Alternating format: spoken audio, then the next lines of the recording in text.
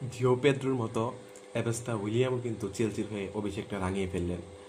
Jio Pedro যেমন চেলসির হয়ে অভিষেক ম্যাচেই গোল করেছিলেন এবং মাথা নষ্ট পারফরমেন্স করেছিলেন, এবেস্তা উইলিয়ামও কিন্তু গতকালকে লেভারকুসেনের বিপক্ষে অভিষেক ম্যাচেই গোল করেছেন এবং যথেষ্ট ভালো একটা পারফরমেন্স করেছেন। চেলসি যেন হয়ে উঠেছে ব্রাজিলের স্বর্গরাজ্য, যেখানে এস্তেবা উইলিয়ামস, জিও পেদ্রোর জুটি দেখা যাবে এই সিজনে। হয়তো চেলসি সিজনে হয়তো একটা ভালো একটা দল হিসেবে মানে ভালো কিছু করবে বলতে বোঝা যায়। চেলসি যদিও চেলসি ঐতিহ্যবাহী একটা ক্লাব, কিন্তু বিগত কয়েক বছর চেলসির পারফরমেন্স তেমন ভালো ছিল না।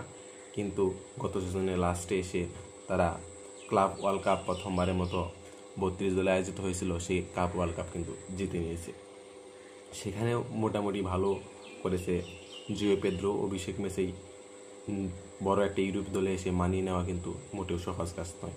সেই কাজটাই করেছে যেন এস্তেবা উইলিয়ামস। অভিষেক ম্যাচেই তিনি সুন্দর পারফরমেন্স করেছেন এবং চেলসির সাথে মনে হয়েছে যে তিনি মানিয়ে নিয়েছেন। মনে হয় তিনি চেলসিতে অনেক দিন ধরে খেলছেন। এটা একদম একটা ভালো একটা দিক। মনে হয় এই সিজনে এস্তেবা উইলিয়ামস এবং জিও পেদ্রো মিলে চেলসিকে ভালো একটা সিজন উপহার দেবে এবং নিজেদেরও একটা ভালো একটা সিজন কাটাবে।